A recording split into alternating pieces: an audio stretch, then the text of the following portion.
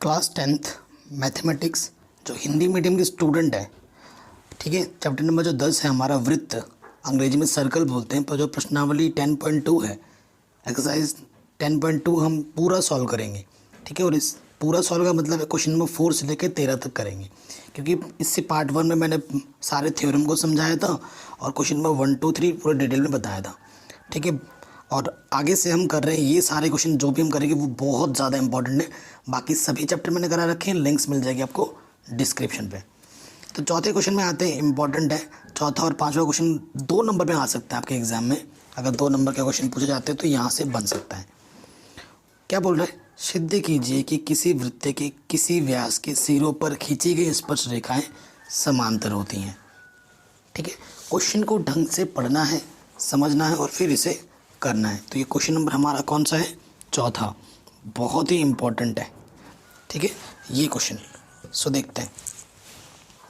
अब देखिए क्वेश्चन में क्या बोला है। अगर आपके पास एक वृत्त है, ये देखो हमारा एक वृत्त है, ये वृत्त का केंद्र है। अगर इससे आप स्पर्श रेखा खींचते हो, यहाँ से एक स्पर्श रेखा यहाँ टच करती हुई गई और यहाँ से एक स्पर्श रेखा गई, कि ये जो स्पर्श रेखाएं होती हैं वृत्त के सिरों पे, ये केंद्र यहाँ है और ये वृत्त है। ऑब्वियसली ये स्पर्श बिंदु है, ये भी वृत्त का स्पर्श बिंदु है। तो ये जो रेखाएं हैं दोनों, वो आपस में क्या होती है? समांतर होती हैं, ये बताना है। तो मैंने क्या किया, इस वाले को ए बोल दो, ए बी रेखा है और ये सी डी रेखा है, ठीक है। ये सेंटर का नाम, केंद्र का नाम ओ दे दिया, इस वाले पॉइंट को एक्स बोला, इस वाले पॉइंट को वाई बोला। ये पॉइंट क्या है? स्पर्श बिंदु है, ठीक है। हमें क्या सिद्ध करना है? क्या दिया हुआ है, ठीक है, और क्या सिद्ध करना है, ऐसे लिखना पड़ता है एग्जाम में। सिद्ध क्या करना है हमें? कि जो ए बी रेखा है वो समांतर किसके है? सी डी के। यही हमें सिद्ध करना है। बताइए, कोई दिक्कत नहीं। अब देखो आप क्या लिखोगे? हम जानते हैं। क्या जानते हो बताओ ज़रा, आप क्या जानते हो? इस चित्र से में आप क्या जानते हो? हम जानते हैं प्रमेय 10.1 के अनुसार। बहुत अच्छा होगा अगर आप प्रमेय को भी लिख देते हो। प्रमेय 10.1 क्या कहती है? अगर कोई स्पर्श रेखा है, ठीक है, और केंद्र से उस स्पर्श बिंदु को मिलाते हैं तो यहाँ पर क्या बनता है? लंब बनता है। और यहाँ पर भी क्या बनेगा? लंब बनेगा। प्रमेय 10.1 के अनुसार क्या होगा? ये जो ओ एक्स है, ओ एक्स क्या है? त्रिज्या है। ओ वाई क्या है? ये भी त्रिज्या है। ये जो ओ एक्स है वो लंब है किस पर? ए बी पर। वाह। ये जो ओ वाई है वो भी लंब है किस पर? सी डी पर। लंब का मतलब क्या होता है? 90 अंश का कोण। अगर ये देखो बी एक्स ओ, ये जो कोण है बी एक्स ओ वो कितना है? 90 डिग्री का है। और ये जो कोण है ओ वाई डी, ये भी कितना है? 90 डिग्री का। तो देखो ये वाला भी कोण 90 का होगा और ये वाला कोण भी 90 का होगा, ठीक है ना। अब इन दोनों कोणों को देखो, इस 90 को और इस 90 को अगर मैं जोड़ देता हूँ तो कितना आ रहा है? 180। तो आपको रीज़न लिखना पड़ेगा और फिर एक वर्ड में आपका आंसर आ जाएगा कि इन दोनों कोणों को अगर मैं जोड़ रहा हूँ तो किलो को कितना मिल रहा है? 90 + 90 यानी कि 180। और 180 क्या होता है? एक सीधी सरल रेखा होती है, ठीक है। तो अगर 2 रेखाएं हैं और उनके बीच के जो आसन्न कोण है, ये जो कोण है अंदर का कोण है ना, इनको आसन्न कोण बोलते हैं। आसन्न कोण का योग कितना आ रहा है? 180 आ रहा है। तो अगर ऐसा होता है ना तो ये जो दोनों रेखाएं होती है ना वो समांतर होती हैं। तो वही हम लिखेंगे। क्या लिखेंगे? चूंकि एक ही और से अंत आसन्न कोण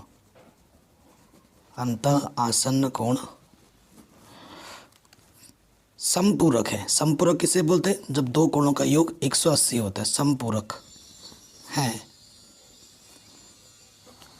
अतः ए बी व सी डी समांतर होंगे, ठीक है। ये आपका क्या आ जाएगा? आंसर आ जाएगा। कोई दिक्कत यहाँ तक नहीं होगी।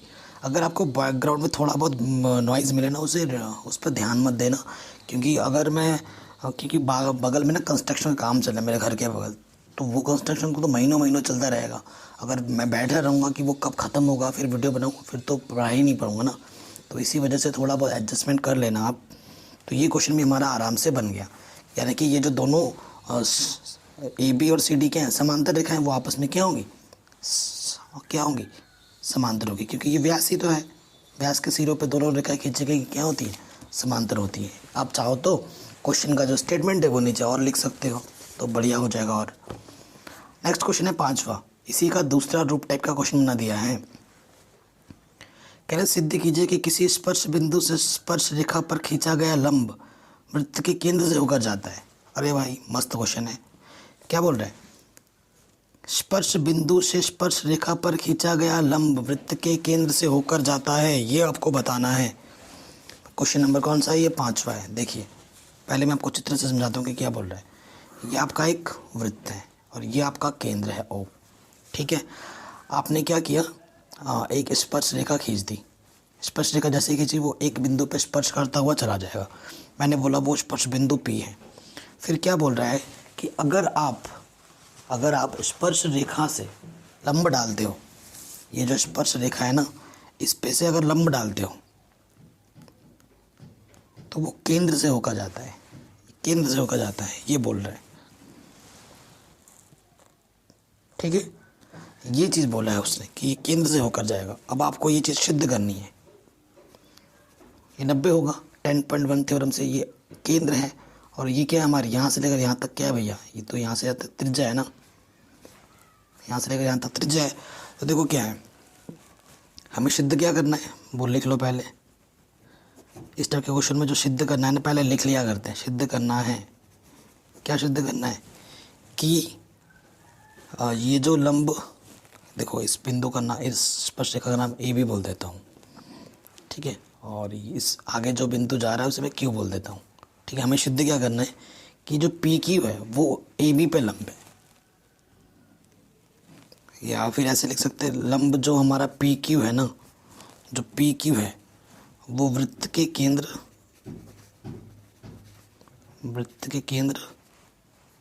ओ से जाता है। यही तो सिद्ध करना है, ओ से जाता है, ये हमें सिद्ध करना है। यहाँ तक कोई दिक्कत नहीं होगी, ठीक है। फिर से लिखोगे प्रमेय 10.1 के अनुसार, ठीक है। प्रमेय 10.1 और 10.2 का अच्छा ज्ञान होना चाहिए आपको, क्योंकि पहले ही सिखा चुका हूँ पार्ट 1 में, ठीक है। पार्ट 1 वीडियो में बहुत अच्छे से सिखाया था, उसको सिद्ध भी करवाया था, ठीक है। आपको अच्छे से पता होना चाहिए कि प्रमेय 10 क्या होती है। जो स्पर्श रेखा होती है, स्पर्श बिंदु और त्रिज्या को मिलाने पर उसके बीच 90 अंश का कोण बनता है, ठीक है। यानी कि वो लंब होते हैं, यानी कि ये जो हमारा ये जो पी क्यू बोल लो, ये पी क्यू यहाँ तक, ये जो पी क्यू है वो लंब है किस पर, ए पी पे बोल लो या पी बी पे बोल लो या ए बी पे बोल लो, बात एक ही है। तो मैं यहाँ ए पी बोल रहा हूँ, इस पर ये लंब है, इधर 90 है तो इधर भी 90 ही होगा, कोई दिक्कत यहाँ तक नहीं है। इसीलिए पी क्यू रेखा में वृत्त की त्रिज्या समाहित है। देखो ये जो पी क्यू रेखा है ये लंब है उस पर, और इसी में ही वृत्त की त्रिज्या है, यहाँ से लेकर यहाँ तक। पी क्यू रेखा में वृत्त की त्रिज्या समाहित है, ठीक है ना, बिल्कुल है। उसके बाद क्या है देखो, और इसी पी क्यू रेखा में कौन सा बिंदु है, केंद्र है। इसी पी क्यू रेखा में बिंदु ओ समाहित है, या बिंदु ओ है, सिंपल ऐसे भी लिख सकते हो। अतः फिर जो क्वेश्चन का स्टेटमेंट है वो पूरा लिख दो और लिख दो आंसर। अतः लास्ट में क्या लिख देना है, अतः ऐसे लिखोगे, अतः स्पर्श बिंदु से स्पर्श रेखा पर खींचा गया लंब वृत्त के केंद्र से होकर जाता है, इतना लास्ट में लिख दो, पूरा आपका आंसर बन जाएगा आराम से, ठीक है, कोई दिक्कत नहीं होगी। तो ये क्वेश्चन भी आराम से हो गया। अब आ जाओ क्वेश्चन नंबर 6 में। तो ये क्वेश्चन 4 और 5 थोड़े ध्यान देने वाले थे, थोड़े से थोड़ा अजीब अजीब लगता है, लेकिन अगर आप ढंग से देखोगे समझोगे तो बड़ा आसान है।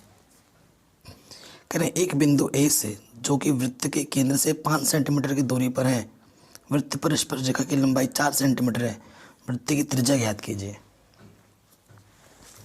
देखो मैं हमेशा बोलता हूँ क्वेश्चन को पढ़ना और समझना बहुत ज़रूरी है। अगर आप क्वेश्चन को अच्छे से पढ़ लेते हो और समझ लेते हो तो आप वहीं के वहीं आधे से ज़्यादा क्वेश्चन सॉल्व कर लेते हो। बस फॉर्मेलिटी बचती है कॉपी में करने की, ठीक है। क्वेश्चन को पढ़ के समझना बहुत ज़्यादा ज़रूरी है। क्वेश्चन में क्या बोल रहा है कि आपके पास एक वृत्त है, ठीक है। कह रहा है एक बिंदु ए से जो वृत्त के केंद्र से 5 सेंटीमीटर दूर है, ठीक है। एक बिंदु ले लिया मैंने ए, जो कि वृत्त के केंद्र से कितने सेंटीमीटर दूर है, 5 सेंटीमीटर दूर है, ठीक है। फिर क्या बोला है उसने, वृत्त पर स्पर्श रेखा की लंबाई 4 सेंटीमीटर है। ये जो वृत्त पर स्पर्श रेखा खींच रहे हो ना यहाँ से, ये जो स्पर्श रेखा है मतलब यहाँ से लेकर स्पर्श रेखा की लंबाई कितनी है, 4 सेंटीमीटर है। तो आपको वृत्त की त्रिज्या ज्ञात करनी है। वृत्त की त्रिज्या क्या होगी, ये होगी।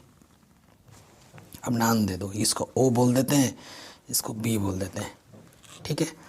अब आपको पता है यहाँ पर 90 अंश का कोण बनेगा, आपको बताना पड़ेगा प्रमेय 10.1 के अनुसार। हर एक चीज़ को डायरेक्ट मत कर देना, ठीक है। प्रमेय 10 के अनुसार ओ बी, क्योंकि ये त्रिज्या है और ये स्पर्श रेखा ओ बी लंब होगा बी ए पर, ठीक है, ठीक है। अर्थात त्रिभुज, ये त्रिभुज बना बी ओ ए में पाइथागोरस प्रमेय से, क्योंकि जब समकोण त्रिभुज होता है उसी में आप पाइथागोरस प्रमेय लगा सकते हो। पाइथागोरस प्रमेय से, पाइथागोरस प्रमेय क्या होती है कि 90 अंश के सामने वाली भुजा कर्ण होती है और इसको आप आधार बोल लो, इसको आप लंब बोल लो, ठीक है। पाइथागोरस प्रमेय क्या होता है, कर्ण का वर्ग वो किसके बराबर होता है, लंब का वर्ग प्लस आधार का वर्ग, यही होता है। कर्ण मेरा क्या है, देखो ओ ए या ए ओ, लंब मेरा क्या है बी ए, और आधार मेरा क्या है त्रिज्या आर स्क्वायर, ठीक है। ए ओ कितना है, मतलब कर्ण कितना है, कर्ण ये 5 सेंटीमीटर था तो 5 का वर्ग, ये मेरा 4 सेंटीमीटर था तो 4 का वर्ग, और आर स्क्वायर, आर तो हमें ज्ञात करना है। 25 4 चक्कू 16 अंकों को एक तरफ लाएंगे, 16 प्लस के इधर आके क्या हो जाएगा माइनस का, 25 में 16 घटाएंगे 9 आ जाएगा। हमें आर स्क्वायर नहीं, हमें तो आर का मान चाहिए, यानी कि वर्गमूल ले लेना पड़ेगा। तो 9 का वर्गमूल क्या होता है, 3 3 3 9, तो त्रिज्या का मान कितना आ जाएगा 3 सेंटीमीटर। तो उस वृत्त की त्रिज्या कितनी होगी भैया, 3 सेंटीमीटर, ठीक है। आराम से हो गया ये क्वेश्चन भी। क्वेश्चन नंबर 7वां, जिन क्वेश्चन में मैंने गोला मार के रखा है ना वो इम्पोर्टेंट है, ध्यान रखना। अगला क्वेश्चन है, दो संकेंद्रीय वृत्तों की त्रिज्या 5 सेंटीमीटर तथा 3 सेंटीमीटर है। बड़े वृत्त की जीवा उस जीवा की लंबाई ज्ञात कीजिए जो छोटे वृत्त को स्पर्श करती है। बड़ा शानदार क्वेश्चन है, ठीक है, इम्पोर्टेंट है। सबसे पहली चीज़ तो आपको पता होनी चाहिए कि संकेंद्रीय क्या होता है। संकेंद्रीय का मतलब होता है दो या दो से ज़्यादा वृत्त जिनका केंद्र एक ही होगा, उससे हम बोलते हैं संकेंद्रीय। जैसे ये एक वृत्त छोटा है, एक वृत्त ये बड़ा है, इन दोनों का केंद्र एक ही है, तो इससे हम क्या बोलेंगे संकेंद्रीय। इसका केंद्र का नाम मैंने दे दिया ओ। हमें उस बड़े वृत्त की जीवा ज्ञात करनी है जो छोटे वृत्त को स्पर्श करते हुए जाती है। इस जीवा की लंबाई ज्ञात करनी है। देखो ये क्या है, छोटे वृत्त की त्रिज्या स्पर्श बिंदु, और ये क्या है बड़े वृत्त की त्रिज्या। बड़े वृत्त की त्रिज्या हमें 5 दे रखी है और छोटे वृत्त की त्रिज्या हमें 3 दे रखी है कि नहीं, कोई दिक्कत नहीं है। अब इस ए बोल देता हूँ, इसे मैं बी बोल देता हूँ। हमें ज्ञात क्या करना है, हमें ज्ञात करना है ए बी, ठीक है। और देखो चूंकि प्रमेय 10.1 के अनुसार अभी इस वृत्त के लिए ए बी क्या है स्पर्श रेखा है, और ये त्रिज्या है तो उस पर ये क्या बनाता है, लंब बनाता है। यानी कि जो इस बिंदु का नाम मैं दे देता हूँ M, ठीक है। तो जो हमारा ये जो OM है वो लंब है किस पर, AB पर। और ये जो लंब हमने डालेंगे ना, इस वृत्त को समान दो हिस्सों में बांट देगा, समान दो हिस्सों में बांट देगा। अगर आप चाहो तो इसको सिद्ध भी कर सकते हो। ये वाला त्रिभुज इस वाले त्रिभुज के सर्वांगसम होगा और CPCT के अनुसार AM की दूरी MB के बराबर हो जाएगी। ऐसे लिखो, चूंकि ऐसे बना दिया मैं, चूंकि त्रिभुज AOM सर्वांगसम होगा त्रिभुज OMB के, अतः CPCT के द्वारा क्या हो जाएगा कि AM का मान किसके बराबर हो जाएगा, MB के। तो हमें जो AB निकालना है, देखिए AB जो निकालना है वो क्या होगा, AM प्लस MB, और MB का मान किसके बराबर है, AM के। तो MB की जगह पे मैंने AM रख दिया। AM प्लस AM क्या आ जाएगा, 2AM। AM लिखो या MA लिखो, बात एक ही है, मैंने जानबूझ कैसे लिखा। AM या MA बात एक ही होती है। अब हमें बस AM निकालना है। ये 3 है, ये 5 है, ये त्रिभुज कैसा है, समकोण त्रिभुज है। तो लिखेंगे त्रिभुज AMO में, सीधा सीधा पाइथागोरस प्रमेय से, पाइथागोरस प्रमेय से। पाइथागोरस प्रमेय क्या कहती है, कर्ण का वर्ग, 90 अंश के सामने वाली भुजा कर्ण, 5 का वर्ग, फिर लंब का वर्ग, फिर आधार का वर्ग, आधार क्या, 5 का वर्ग 25, 3 का वर्ग 9, 9 प्लस का इधर के क्या हो जाएगा, माइनस का, तो ये आ जाएगा 16। और हमें AM निकालना है तो 16 का क्या निकालना पड़ेगा, वर्गमूल। 16 का वर्ग चौचक्कू 16, तो AM क्या आ जाएगा, 4। आप कहोगे सर वर्गमूल निकालने पे तो प्लस और माइनस का आता है, आप प्लस का ही क्यों लिख रहे हो बार बार, माइनस का क्यों नहीं लिख रहे हो। क्योंकि ये जो बात हो रही है दूरियों की हो रही है, और दूरी हमेशा होती है धनात्मक, इसीलिए हम प्लस का ही लिख रहे हैं। वैसे तो माइनस का भी होता है लेकिन वो हम नहीं लेंगे, क्योंकि बात यहाँ जब दूरी की होगी, और दूरी हमेशा धनात्मक होती है। अब AM हमें 4 मिल गया है, तो अतः AB यहाँ रख देते हैं।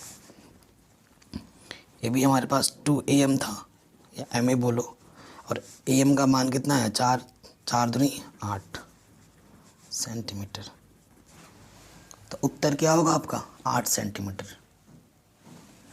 सही है, मैं एकदम डिटेल में करा रहा हूँ, आपको कोई दिक्कत ना हो इस चीज़ का मैं खास ध्यान रख रहा हूँ। ओके, तो ये क्वेश्चन भी हमारा आराम से बन गया। अब आ जाओ क्वेश्चन नंबर 8 में। बड़ा शानदार क्वेश्चन है और ये 2 नंबर में आ सकता है, 2 नंबर में ही आएंगे, 2 या 3 नंबर में, बड़े नंबर ज़्यादा बड़े मार्क्स में नहीं आएगा। बड़े मार्क्स में 9वां क्वेश्चन आ सकता है। कह रहे एक वृत्त के परिगत एक चतुर्भुज ABCD खींचा गया है, ठीक है। आकृति 10.12 आपके सामने बना रखा है, ये आकृति है हमारे पास। तो हमें ये चीज़ सिद्ध करनी है। बहुत ही शानदार क्वेश्चन है और बहुत ही ईजी क्वेश्चन है। सारा खेल प्रमेय का है, जिस बच्चे को प्रमेय का अच्छा ज्ञान है उसके लिए ये एकदम हलवा है। यहाँ पर ठीक है चीज़ें दे रखी हैं, चित्र में खींच के बना देता हूँ थोड़ा सा।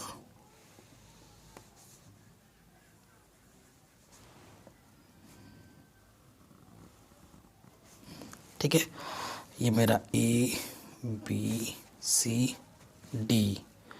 ये मेरा है R, ये मेरा है बिंदु P, ये मेरा है Q और ये मेरा है S। ठीक है, यही दे रखा है। हमें सिद्ध क्या करना है,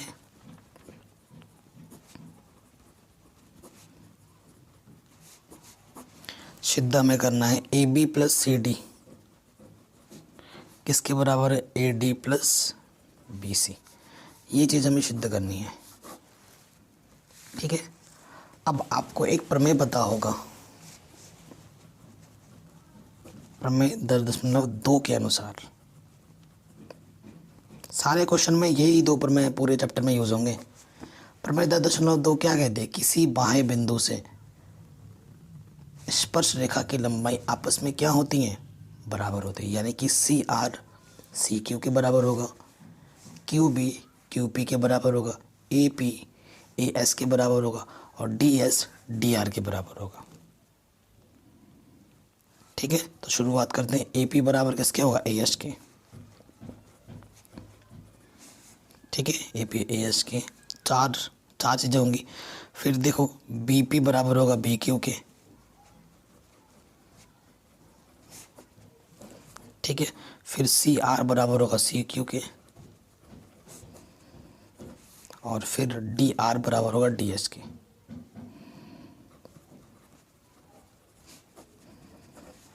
ठीक है, आपको लाना है ए बी। ए बी कहाँ मिलेगा, ये है ए बी।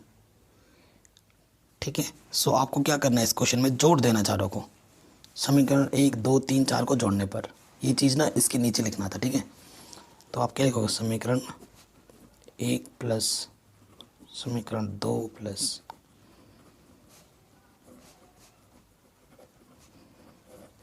ठीक है, जोड़ दीजिए। देखो बायां वाला बाईं तरफ जोड़ो, दायां वाला दाईं तरफ जोड़ो, सीधी सी बात है। तो A P plus B P plus C R plus D R, बायां वाला बाईं तरफ जोड़ दिया, अब दायां वाला दाईं तरफ जोड़ देंगे। A S plus B Q plus C Q plus D S. ठीक है, सो देखो हमें चाहिए ए बी। ए बी कब आएगा, जब A P plus P B होंगे। A P plus P B, तो ये किसके बराबर है, ए पी के। फिर हमें क्या चाहिए, सी डी। सी डी कब होगा, देखो सी डी आएगा जब C R plus R D होगा। C R plus R D और डी आर एक ही बात है, ये हो गया सी डी। फिर हमें इस तरफ क्या चाहिए, ए डी। ए डी कब होगा, ए डी कब होगा, D S plus S A जब होगा। D S plus S A, इन दोनों को जोड़ोगे तो इसकी जगह पे क्या जाएगा, ए डी। और बाकी B Q plus C Q B C के बराबर होगा। हैंस प्रूव्ड, यही आपको सिद्ध करना था। इतना आसान था। ठीक है, आराम से हो गया, कोई दिक्कत नहीं है। तो ये क्वेश्चन काफ़ी इंपॉर्टेंट था, आराम से कर लिया हमने। अब आते हैं क्वेश्चन नंबर 9 में। ये क्वेश्चन भी बहुत ही ज़्यादा इंपॉर्टेंट है। ठीक है, बड़े नंबर में आ सकते हैं। ये इसका चित्र है। कह रहे हैं आकृति 10.13 में एक्स वाई और एक्स टच वाई केंद्र वो वाले किसी वृत्त पर दो समांतर रेखाएं हैं। ये हो रही है दो समांतर रेखाएं। ए बी एक्स वाई को ए तथा एक्स टच वाई बी को प्रतिशत करती है। सिद्ध कीजिए कि ए ओ बी 90 डिग्री का होगा। ए ओ, ये जो बी है, इस वाले कोण को हमें 90 डिग्री दिखाना है। बहुत ही शानदार क्वेश्चन है, बहुत ही ज़बरदस्त क्वेश्चन है। ठीक है, तो पहले मैं क्या कर रहा हूँ, एक चित्र बना ले रहा हूँ। रफ चित्र है ना, ये समांतर रेखा गई है, ये इसका चित्र में बना ले रहा हूँ। ये इसका केंद्र ओ है, यहाँ इसको से टच किया है, यहाँ पर बिंदु है सी, ये बिंदु है ए, ये बिंदु है बी।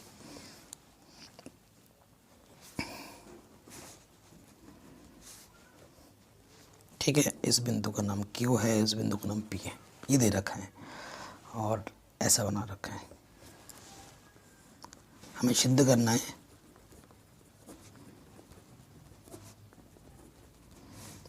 ये जो ए ओ बी है, कोण ए ओ बी कितने का होगा, 90 डिग्री का। ये मेरे को सिद्ध करना है।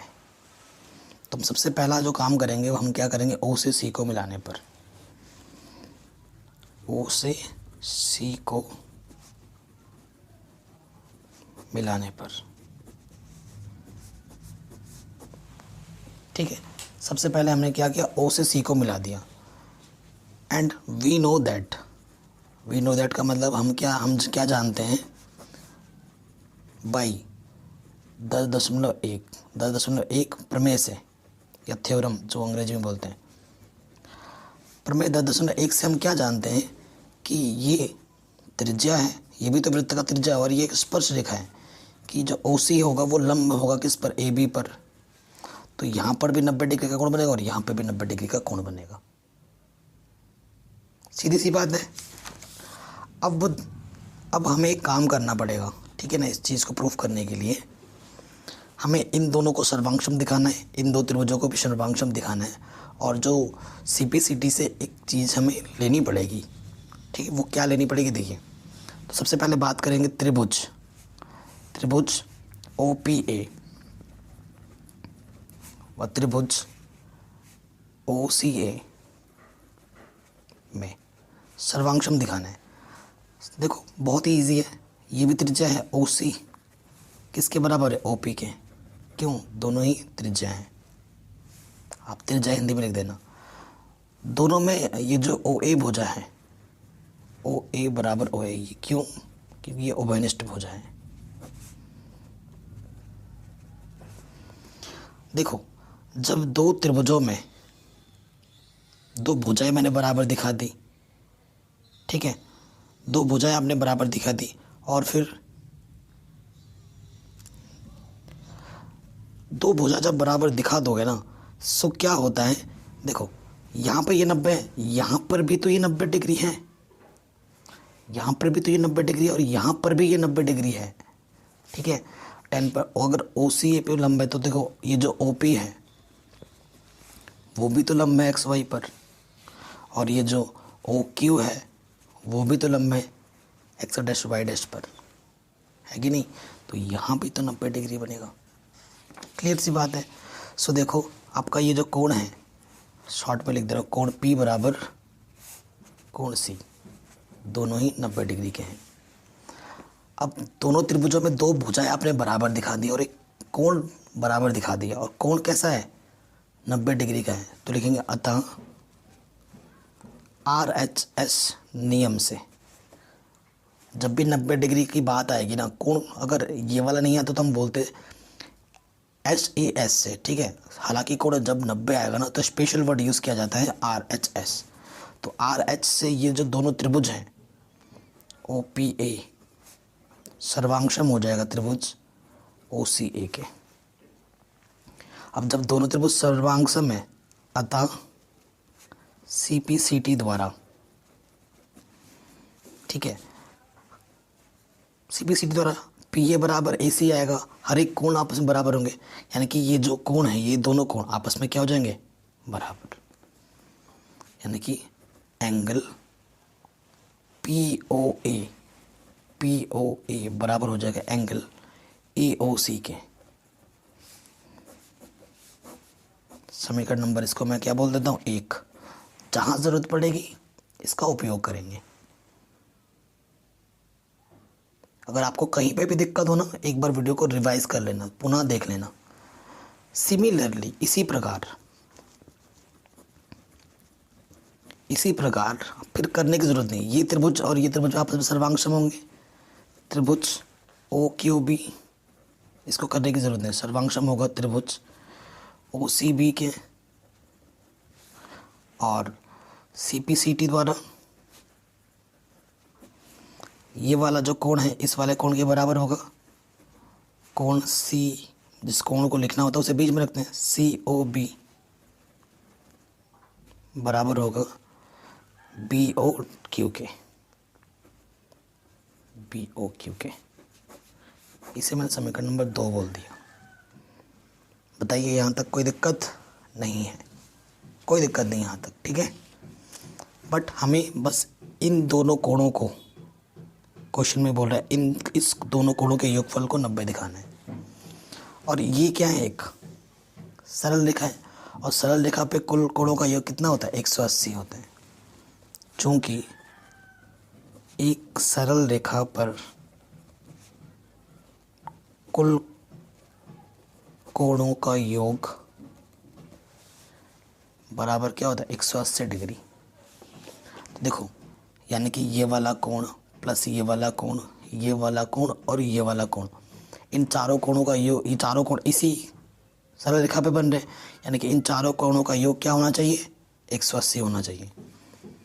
यानी कि angle POA plus AOC plus COB plus BOQ किसके बराबर होगा, 180 के बराबर। बट हमें ये वाला एंगल और ये वाला एंगल तो रखना ही पड़ेगा। AOC चाहिए मेरे को, COB चाहिए मेरे को। अब ये दोनों एक्स्ट्रा एंगल आ रहे हैं, देखो POA की जगह पे मैं क्या रख सकता हूँ, AOC रख सकता हूँ। तो इसकी जगह पे रख दिया मैंने AOC, और यहाँ पर ऑलरेडी AOC है। COB की जगह पे मैं रख सकता हूँ, COB मेरे को चाहिए, ये मेरे को चाहिए था, COB है। BOQ की जगह पे मैं COB रख सकता हूँ, ठीक है, COB। ये कितने बराबर, 180 डिग्री। ये कितनी बार है, 2 बार। ये कितनी बार है, 2 बार।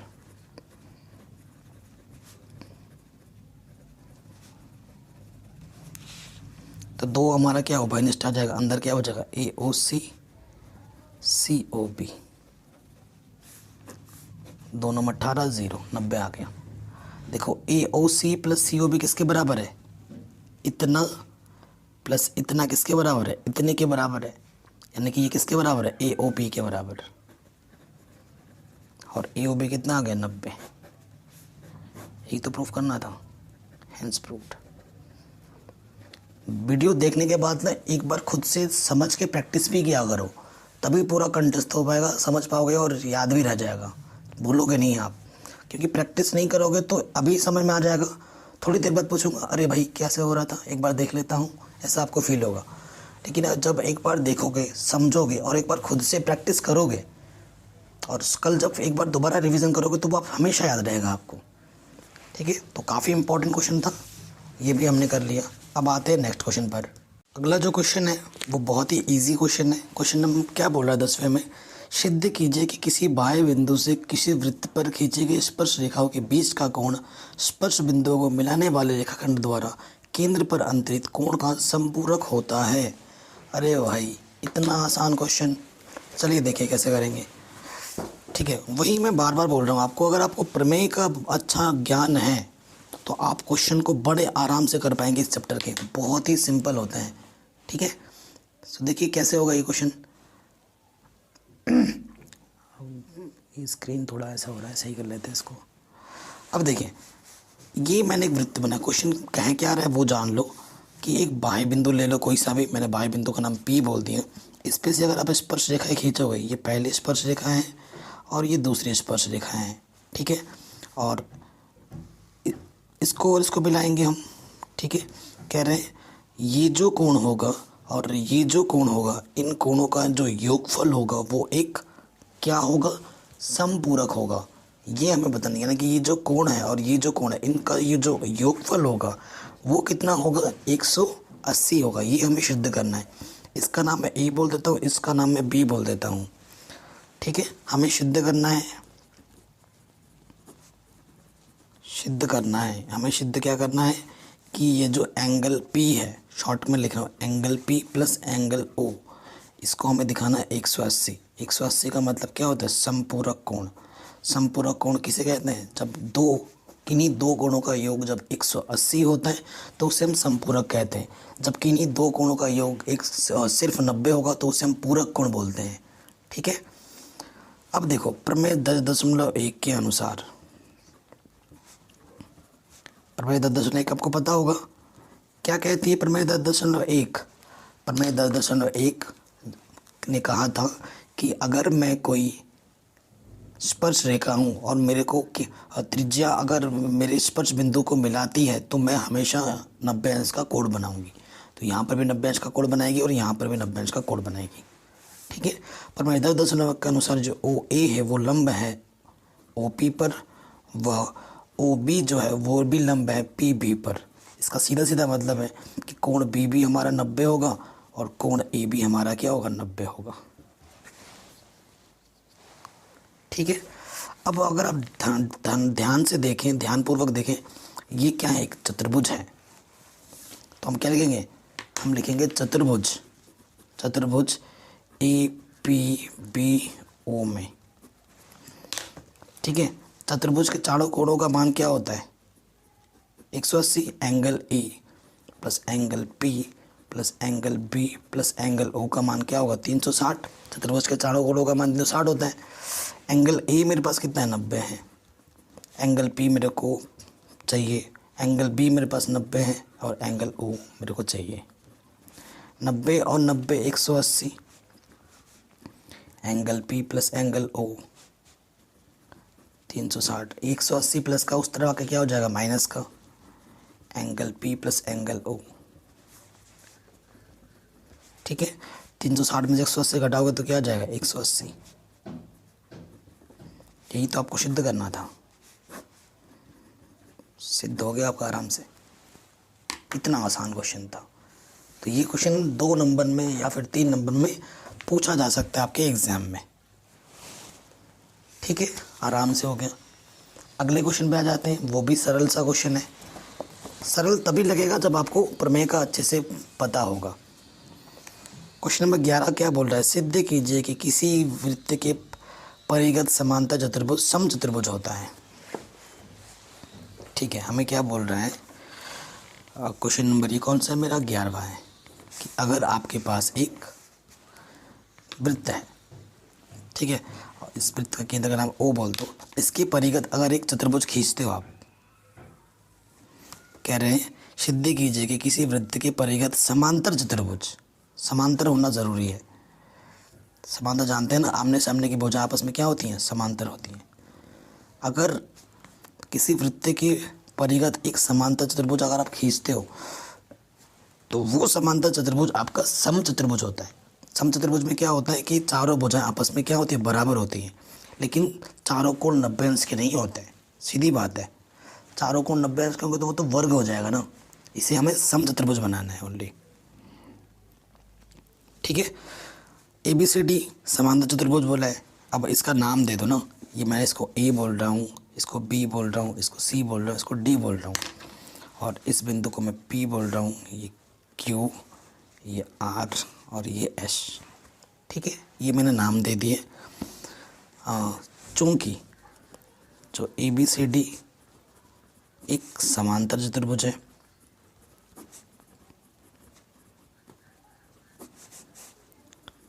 समांतर चतुर्भुज है, और हमें सिद्ध क्या करना है,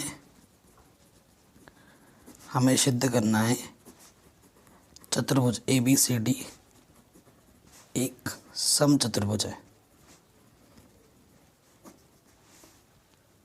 समचतुर्भुज है, इसका सीधा सीधा मतलब हमें ये सिद्ध करना है कि जो चारों भुजाएं वो बराबर है। यानी कि हमें सिद्ध करना है कि AB बराबर BC बराबर CD बराबर DA। इन चारों भुजाओं को हमें आपस में क्या दिखाना है, बराबर दिखाना है। अगर हम ऐसा कर पाते हैं तो हम अपनी बात रख पाएंगे, अन्यथा नहीं रख पाएंगे।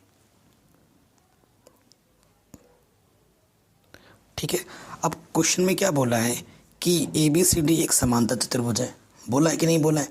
समांतर चतुर्भुज में ये होता है कि जो आमने सामने की जो भुजाएं होती है ना, वो समान होती हैं।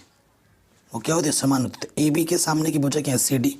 तो सीधी सी बात है, AB किसके बराबर हो जाएगा, CD के, व और BC किसके बराबर हो जाएगा, DA के। BC किसके बराबर हो जाएगा, AD या DA, जो बोलना चाहो। इसको मैं समीकरण 1 बोल देता हूँ, जहाँ पर ज़रूरत पड़ेगी मैं इसका उपयोग कर सकता हूँ। फिलहाल ये दो चीज़ें आपस में बराबर हैं, ये दो चीज़ें आपस में बराबर है।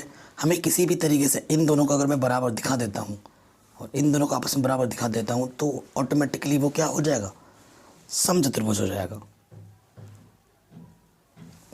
ठीक है, अब ये आमने सामने तो बराबर चल ही रहा है, ये इसके बराबर है, ये इसके बराबर है, क्योंकि समचतुर्भुज है, सॉरी समांतर चतुर्भुज है। अब देखो प्रमेय 10.2 के अनुसार,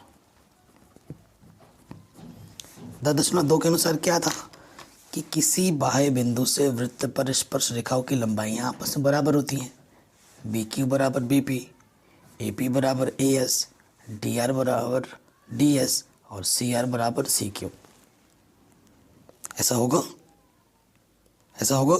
तो प्रमेय 10.2 के अनुसार मैं जो चीज़ें हमारे पास है वो मैं लिख देता हूँ कि AP किसके बराबर है, AS के, BP किसके बराबर है, BQ के, CR किसके बराबर है, CQ के, और DR किसके बराबर है, DS के।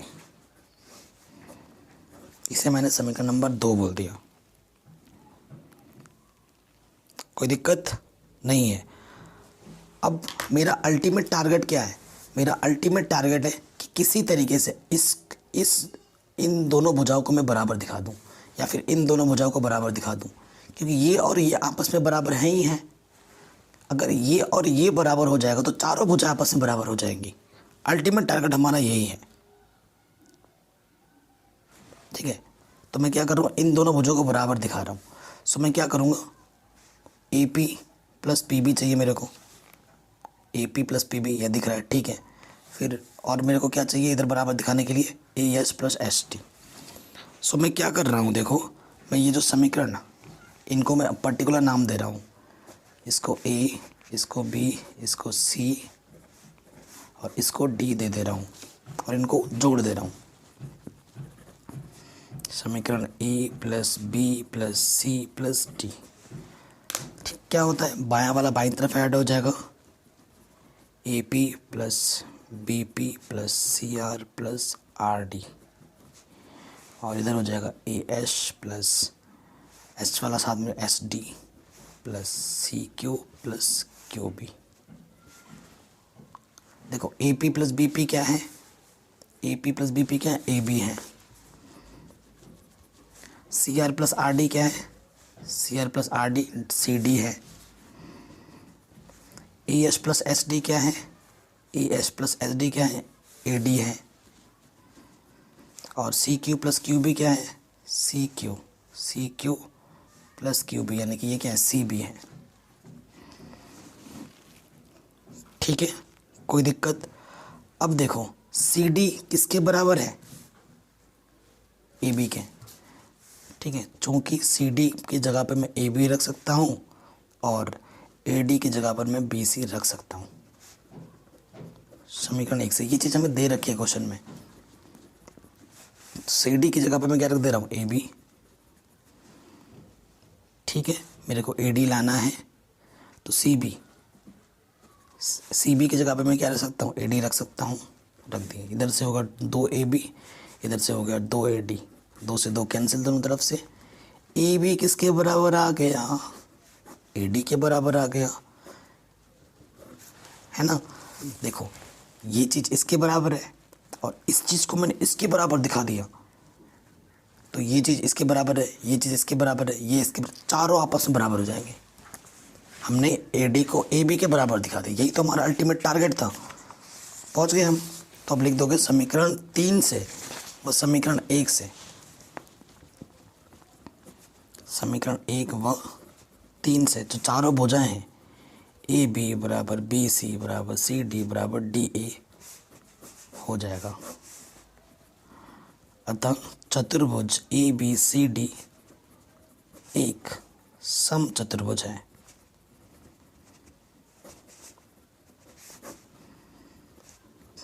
ये हमारा आंसर आ जाएगा, ठीक है। कोई दिक्कत नहीं होनी चाहिए। अगले क्वेश्चन में आते हैं। ये क्वेश्चन काफ़ी बार पूछा गया, बड़े नंबर में, सारे क्वेश्चन इंपॉर्टेंट है, इनमें से कोई सा भी आ सकता है। 10.2 ही इकलौता एक्सरसाइज आप बोल सकते हो, है ना, जो कि न्यूमेरिकल पॉइंट ऑफ व्यू से इम्पॉर्टेंट है। तो इनमें से कोई सा भी क्वेश्चन आ सकता है और सारे इंपॉर्टेंट क्वेश्चन ही हैं, कोई सा भी आ सकता है। ज़्यादा इंपॉर्टेंट पे तो मैंने गोला मार रखा है। क्वेश्चन 12 क्या बोल रहा है, 4 सेंटीमीटर त्रिज्या वाले एक वृत्त के परिगत एक त्रिभुज ABC इस प्रकार खींचा गया है कि रेखाखंड BD और DC जिनमें स्पर्श बिंदु D द्वारा BC विभाजित है की लंबाइयाँ 8 सेंटीमीटर हैं और 6 सेंटीमीटर हैं। भुजाएं AB और AC ज्ञात कीजिए। AC और ये AB आपको ज्ञात करनी है, ठीक है। बहुत ही शानदार क्वेश्चन है और बहुत ही इजी क्वेश्चन है। थोड़ा सा कैलकुलेशन पार्ट है, बट अगर आप कैलकुलेशन से ना डरे तो बहुत ही आसान क्वेश्चन है। आपको एक त्रिभुज दिया है और त्रिभुज के अंदर एक वृत्त समाहित है। वृत्त हालांकि मैं पेन से बना रहा हूँ तो समझ लेना, और यहाँ केंद्र है, ठीक है। भुजा का नाम ये है ए, ये है बी और ये सी। इस पॉइंट का नाम हमें डी दे रखा है क्वेश्चन में, और बाकी 2 पॉइंट जैसे यहाँ पर एक स्पर्श बिंदु आएगा, इसको मैं बोल देता हूँ, इसको बोल दिया ए, इसको बोल दिया मैंने एफ। और यहाँ से लेकर यहाँ तक की जो दूरी है ये दे रखी है हमें 6 सेंटीमीटर, ये दे रखी है हमें 8 सेंटीमीटर। ठीक है, देखो अगर ये 8 सेंटीमीटर है तो ये भी तो 8 सेंटीमीटर होगा प्रमेय 10.2 के अनुसार। अगर ये 6 सेंटीमीटर है तो ये भी 6 सेंटीमीटर होगा प्रमेय 10.2 के अनुसार। हमें AC निकालना है तो इतना तो पता ही नहीं है, माना अगर ये x है तो ये भी कितना होगा, x ही होगा। बताइए, क्योंकि किसी भी बाह्य बिंदु से वृत्त पर डाली गई स्पर्श रेखाओं की लंबाइयाँ आपस में बराबर होती हैं। अगर ये x है तो ये भी x होगा। ठीक है, तो अगर किसी तरीके से मेरे को x पता चल जाए तो मैं AC निकाल सकता हूँ, क्योंकि x + 6 ही AC के बराबर है और x + 8 AB के बराबर है, तो मेरे को x निकालना है। ठीक है, अब देखो मैं क्या करूँगा, कंस्ट्रक्शन मेरे को क्या करना है, मैंने ना इससे इसको मिलाया, मैंने ना इससे इसको मिलाया और मैंने ना इससे इसको मिलाया। ठीक है, क्योंकि x वैसे तो कोई जादू चुना तो मैं कर दूंगा नहीं कि फटाक से निकल जाएगा, आपको कैलकुलेशन ही करनी पड़ेगी। तो ये जो बड़ा वाला त्रिभुज है ना ABC, इसको मैंने 3 टुकड़ों में बना दिया है, एक टुकड़ा, दूसरा टुकड़ा और ये तीसरा टुकड़ा है। ये क्या है, वृत्त की त्रिज्या है और वृत्त की त्रिज्या स्पर्श रेखा पर क्या है, होती है, लंब होती है। तो यहाँ पर 90 डिग्री का कोण बनेगा। इसको भी मिलाऊँ तो ये भी 90 डिग्री का कोण बनाएगा और ये भी 90 डिग्री का कोण बनाएगा, यानी कि ये लंबवत ऊंचाई है इन छोटे छोटे त्रिभुजों की। जो छोटा त्रिभुज है इसकी ये लंबवत ऊंचाई है, ये जो छोटा त्रिभुज है इसकी ये लंबवत ऊंचाई है, ये जो छोटा त्रिभुज है उसकी भी ये लंबवत ऊंचाई है। ठीक है, कोई दिक्कत नहीं है यहाँ तक। और त्रिभुज की ऊंचाई हम, और त्रिभुज की जो इन छोटे त्रिभुजों की जो ऊंचाई है और वृत्त की क्या है, वो त्रिज्या है। और वृत्त की त्रिज्या क्वेश्चन में कितनी दे रखी है, 4 सेंटीमीटर। ये 4 है, ये 4 है, ये भी 4 है। आपको पता है त्रिभुज का क्षेत्रफल क्या होता है, 1/2 आधार गुणा ऊंचाई। ऊंचाई क्या होनी चाहिए, लंबवत होनी चाहिए, तभी आप ज्ञात कर सकते हो। ये फॉर्मूला तभी आप लगा सकते हो। तो ये ऊंचाई लंबवत है, तो आप लिख सकते हो प्रमेय 10.1 के अनुसार। शॉर्टकट कुछ भी मत मारना, हर एक चीज़ जो आप आ रही है वो लिखनी पड़ेगी। इसका नाम हम क्या बोल देते हैं, केंद्र का नाम O। ये जो OA है वो लंब है किस पर, BC पर। ये जो OF लंब है AB पर, और ये जो OE है वो भी लंब है AC पर। लंब का मतलब 90, इसका कोण बना रहा है। ठीक है, प्रमेय 10.2 के अनुसार देखो PF किसके बराबर हो जाएगा, BD के, और दोनों क्या हो जाएगा, 8 सेंटीमीटर। CD किसके बराबर हो जाएगा, CE के, और दोनों कितने हो जाएंगे, 6 सेंटीमीटर। और हमने माना क्या है, हमने माना है AE x सेंटीमीटर है, तो AE किसके बराबर है, EF के, तो वो भी हो जाएगा x सेंटीमीटर। कोई दिक्कत नहीं है, कोई दिक्कत नहीं है अभी तक हमारे। अच्छी बात है, दिक्कतें होनी भी नहीं चाहिए। ठीक है, क्योंकि दिक्कतें हमें परेशान करती हैं, दिक्कतों को लाइफ से दूर रखो। अब मैं क्या करूँगा, देखो ये जो मैंने नंबरिंग की है ना 1 2 3 ऐसे लिखूँगा मैं आम भाषा में। प्रथम त्रिभुज का क्षेत्रफल, सूत्र क्या है, 1/2। ये इसका आधार है, ये इसका आधार है ना, आधार क्या हुआ 6 और ये x, तो आधार हो गया 6 + x। ऊंचाई कितनी है, 4। 2 दूनी 4, 2 से अंदर गुणा करोगे, 2 × 12 + 2x। समीकरण नंबर 1। फिर मैं लिखूंगा द्वितीय त्रिभुज का क्षेत्रफल। द्वितीय त्रिभुज का क्षेत्रफल वही 1/2 आधार गुणा ऊंचाई, सूत्र है ना, 1/2। अब की बार आधार क्या है, ये 8 और ये 6, 8 और 6 क्या हो जाएगा, 14। और ऊंचाई मेरी कितनी है, 4, 14 दूनी 28। फिर लिखेंगे हम तृतीय त्रिभुज का क्षेत्रफल।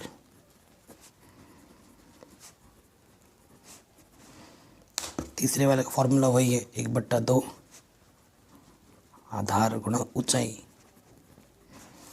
आधार क्या है देखो, ये वाला, यहाँ से 8 और यहाँ से x, तो आधार मेरा है 8 + x और ऊंचाई मेरी ये है 4 सेंटीमीटर। सो 2 दूनी 4, 2 से अंदर गुणा कर दो, 2 8 16, 2x। अतः त्रिभुज ABC का क्षेत्रफल। देखो इन छोटे छोटे त्रिभुजों को जब आप जोड़ दोगे 1 2 3, तो ये बड़ा वाला त्रिभुज बन जाएगा। तो इन तीनों त्रिभुजों को क्या करना पड़ेगा, जोड़ना पड़ेगा। 12 + 2x 28, 16 + 2x। 12, 28 और 16 ये आंकिक हैं, इनको जोड़ो। तो जब हम इनको जोड़ देंगे तो आ जाएगा 56। कितना आ जाएगा, 56। और ये 2x + 2x क्या हो जाएगा, 4x। तो इनमें से कॉमन क्या है, 2 कॉमन है, 2 का भागा दोनों में चला जाएगा। 2 दूनी 4, 2 8 16, 2 दूनी 4। इसे मैंने इक्वेशन नंबर ए बोला, समीकरण नंबर ए है ये। ठीक है, त्रिभुज ABC का क्षेत्रफल। ये तो मैंने एक तरीके से निकाला। अब दूसरी तरीके से भी मैं त्रिभुज का क्षेत्रफल निकाल सकता हूँ। ठीक है, कैसे देखो, आपने पढ़ा होगा कक्षा 9 में हीरोन का फॉर्मूला। हीरोन का फॉर्मूला पढ़ना। यहाँ देखो ए क्या है, ये वाली भुजा 6 + x। बी क्या है मेरे पास, 8 + 6 यानी कि 14। और सी क्या है मेरे पास, 8 + x यानी कि 8 + x। ये मेरे पास ABC हैं। एश क्या होता है, एश होता है आपका A + B + C/2। तो ए को जोड़ो, बी को जोड़ो, सी को जोड़ो और बट्टा 2 कर दो। 8 × 6 14 और 14 × 6 20 और 28। x और x 2x बट्टे में 2।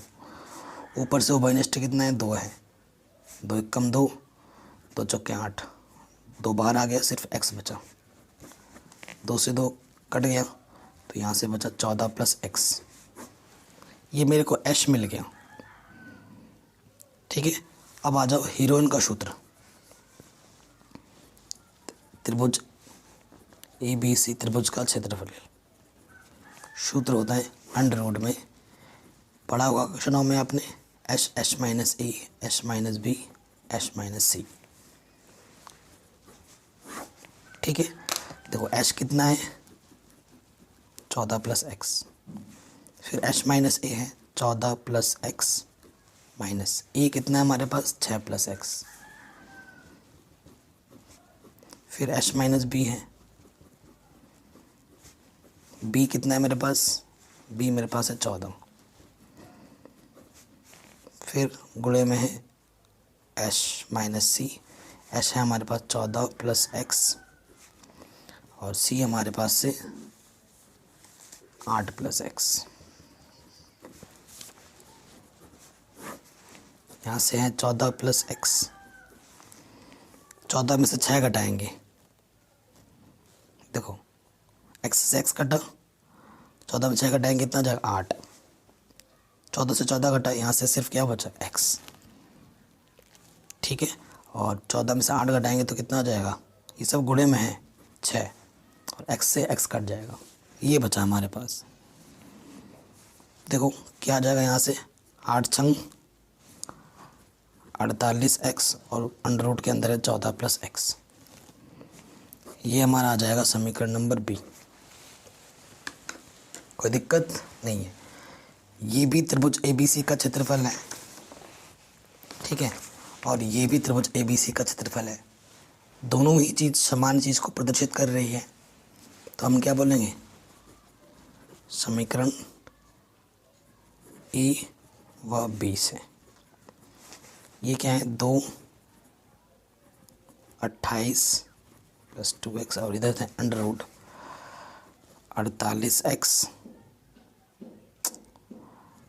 48x और अंदर था 14 + x। इसको और इसको बराबर रख दिया, ठीक है। उसके नीचे से करना है आपको। अब ये चीज़ तो आ गई। अब क्या होता है ना, वर्गमूल रहने पे आपको वो दिक्कतें करेंगी, आपको तकलीफ देगी। तो क्या करें, वर्गमूल हटाने का तरीका है दोनों तरफ वर्ग कर दो। वर्ग करेंगे, 2 का वर्ग 4 हो जाएगा और इसका भी वर्ग हो जाएगा 28 प्लस 2x का वर्ग। 2 का वर्ग 4 और इसका वर्ग लगा दिया, ठीक है। और यहाँ से अंडर रूट हट जाएगा, 48x 14 प्लस x। देखो ये गुणे में है, इधर कट जाएगा, 4 एक कम 4, 4 दूनी 8, 12 आ गया, ठीक है। कोई दिक्कत नहीं होनी चाहिए। और यहाँ से देखो एक ट्रिक दिखाता हूँ। कॉमन कितना है, 2 है, अंदर क्या हो जाएगा 14 प्लस x। 2 एक कम 2, 2 चौके 8, 2 बाहर आ गए x। और यहाँ से क्या है 12x 14 प्लस x। तो देखो वर्ग करेंगे तो इसका भी वर्ग होगा और इसका भी वर्ग होगा, 2 का वर्ग और यहाँ आ गया 14 प्लस x का वर्ग। इधर भी 14 प्लस x है, इधर भी 14 प्लस x है। इसकी घात 1 है, इसकी घात 2 है, तो एक घात कट जाएगी। 2 में से एक घात घटाओगे तो सिर्फ एक ही घात बचेगी। तो 2 दूनी 4 और अंदर है 14 प्लस x और यहाँ से बचा 12x। 4 से अंदर गुणा कर दो, 14 चौको 56, 4x और इधर से आ गया 12x। आगे हल करेंगे, 56 ये 12x प्लस का 4x इधर के माइनस का हो गया। 12 में से 4 घटाओगे 8x, 8 गुणे में इधर के बट्टे में आ जाएगा, 8 7 56। तो x की वैल्यू कितनी आ गई, x की वैल्यू आ गई 7, ठीक है।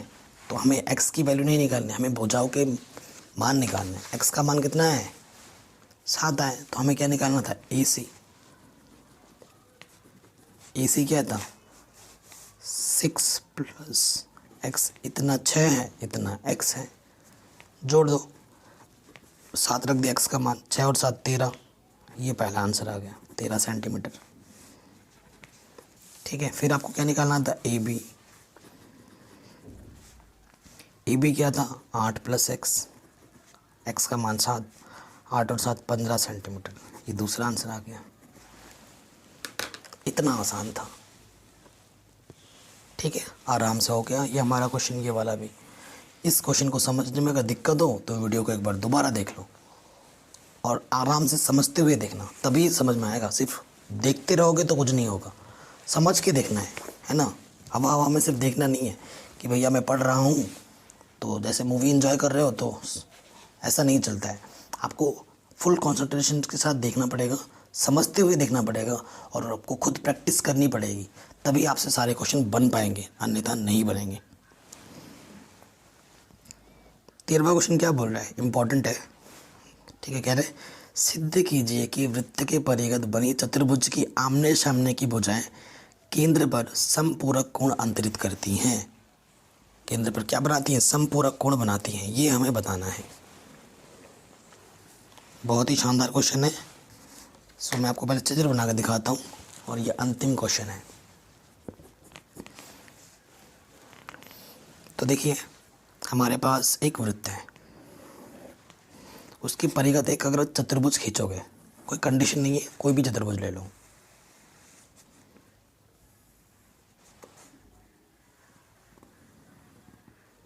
ठीक है, ये चतुर्भुज है। तो नाम दे देते हैं, मैं ये A है, ये B है, ये C है, ये D है। ये वृत्त का केंद्र है, ठीक है। तो ये 4 बिंदु पे टच किया है, इन बिंदुओं का भी नाम दे दो, ठीक है। ये P है, ये Q है, ठीक है। ये मैंने R बोल दिया, इसको मैंने H बोल दिया, कोई दिक्कत नहीं है। अब मैंने क्या किया, इससे इसको मिलाया, इससे इसको मिलाया, इससे इसको मिलाया, इससे इसको मिलाया, ठीक है। ये सभी आपस में क्या है, लंबवत हैं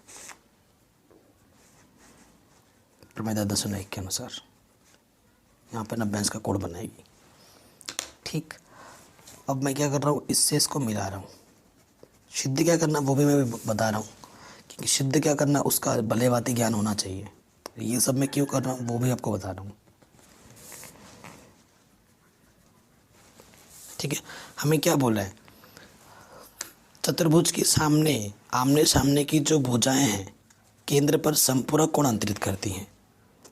हमें क्या बताना है कि ये जो केंद्र का नाम है ओ दे देता हूँ, ये जो ए ओ बी है और ये जो सी ओ डी है, इन दोनों कोणों का योग जो है वो 180 प्रूफ करना है, संपूरक प्रूफ करना है। सिद्ध क्या करना है,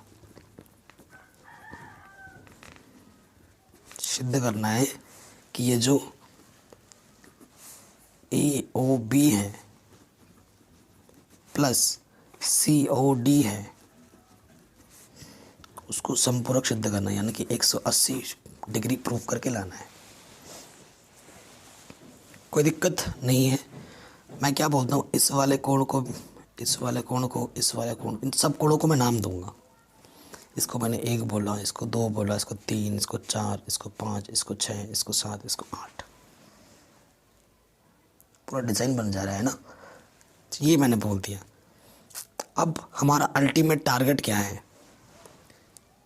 हमें प्रूफ क्या करना है, इसका सीधा सीधा मतलब है हमें सिद्ध करना है कि कोण 2 प्लस कोण 3, इन दो ये चाहिए ना, और हमें चाहिए कोण 7 प्लस कोण 6, क्या लाना है, 180 लाना है। ठीक है, सो यानी कि मेरे को इस वाले त्रिभुज को, इस वाले त्रिभुज को सर्वांगसम दिखाना है, इस वाले त्रिभुज को, इस वाले त्रिभुज को सर्वांगसम दिखाना है, इस वाले त्रिभुज और इस वाले त्रिभुज को सर्वांगसम दिखाना है, इस वाले और इस वाले को सर्वांगसम दिखाना है। तो अगर एक की बात कर दोगे तो इसी प्रकार सारे हो जाएंगे। ठीक है, तो देखो त्रिभुज ए आर ओ व त्रिभुज ए पी ओ में देखो, ठीक है, हमारा ए ओ दोनों में क्या है, बराबर है, दोनों में है। इस त्रिभुज में भी ए ओ है, इस त्रिभुज में भी ए ओ है, तो ए ओ क्या है, उभयनिष्ठ भुजा, उभयनिष्ठ भुजा। ठीक है, ये भी त्रिज्या है और ये भी त्रिज्या है। देखो ओ आर बराबर है ओ पी के, क्यों, दोनों ही त्रिज्या हैं, और एंगल पी बराबर है एंगल आर के, क्योंकि दोनों ही 90 अंश के कोण हैं। ठीक है, तो अभी मैंने एक बताया था कि जब दो भुजाएं बराबर हो और एक कोण बराबर तो वो त्रिभुज सर्वांगसम होती है। चूँकि कोण 90 अंश का है तो आप क्या कहेंगे, अतः आर अक्ष से त्रिभुज ए आर ओ सर्वांगसम होगा त्रिभुज ए पी ओ के। दोनों त्रिभुज सर्वांगसम हो गए। सर्वांगसम का मतलब है कि एकदम बराबर है। सर्वांगसम है तो क्या लिखोगे, सी पी सी टी द्वारा, सी पी सी टी द्वारा हमें कोण की ज़रूरत है, तो कोण एक किसके बराबर होगा, 2 के। ठीक है, इसे मैं समीकरण नंबर 1 बोल देता हूँ। इसी प्रकार ठीक है, ये दोनों त्रिभुज सर्वांगसम हो जाएंगे, ये सर्वांगसम हो जाएगा, ये सर्वांगसम हो जाएगा। इसी प्रकार कोण 3 किसके बराबर होगा, कोण 3 किसके बराबर होगा, कोण 4 के। कोण 5 किसके बराबर होगा, कोण 6 के। और कोण 7 किसके बराबर होगा, कोण 8 के।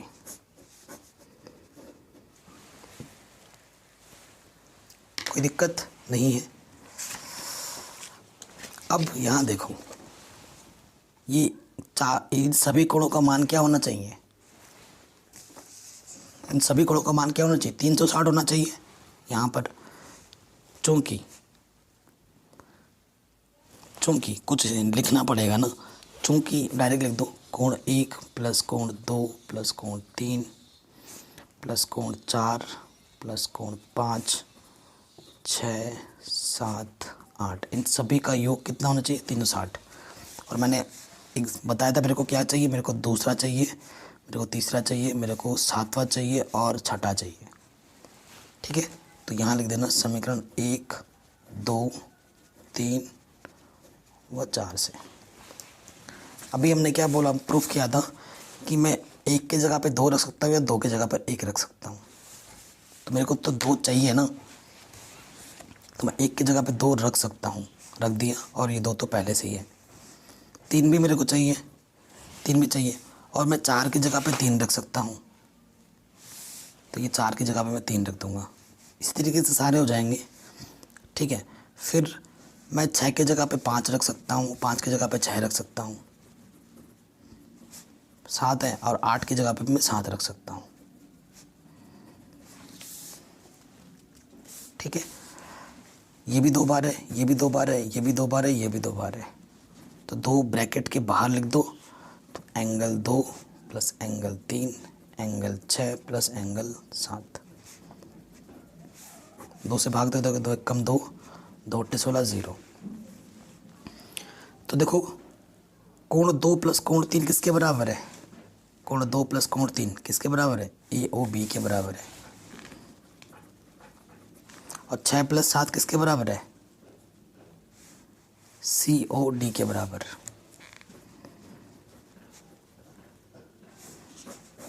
और यही तो प्रूफ करना था, इति सिद्धम, आराम से हो गया। तो सभी चैप्टर करा रखे हैं, लिंक्स मिल जाएगी आपको डिस्क्रिप्शन में। वीडियो को हर जगह शेयर कर दो। ऐसे ही मैंने साइंस वगैरह भी पढ़ा रखे हैं, आप हमारे चैनल पर जाके देख सकते हैं। जय हिंद। वीडियो देखने के लिए धन्यवाद।